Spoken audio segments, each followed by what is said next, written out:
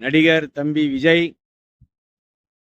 வாழ்க்கையில் அரசியல்வாதியாக நடிக்க வந்திருக்கும் நடிகர் விஜய் அவர்களுக்கு ஒரு சின்ன கேள்வி.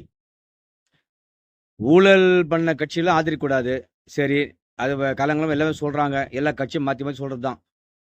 நீங்க ஒன்றும் புதுசாக சொல்ல. நீங்க ஊழல் பண்ணலையா?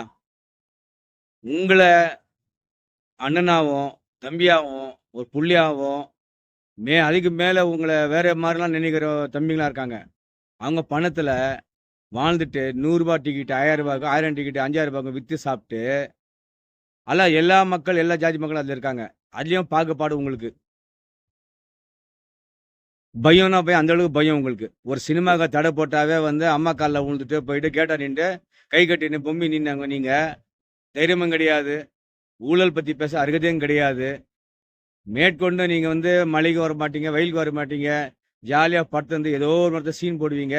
அந்த சீனை நம்பி உங்களுக்கு ஓட்டு போடணும். முதல்ல நீங்கள் ஊழல் பண்ணலையா? நீங்களும் ஊழல் தானே. வெளிநாட்டில் கார் கொண்டு வந்தீங்க, அது வருமான வரி கட்டல. சரியான வருமான வரி கட்டிங்களா? முதல்ல நீங்கள் வருமான வரி ஒழுங்காக கட்டுறன்றதை வெள்ளை விடுங்க.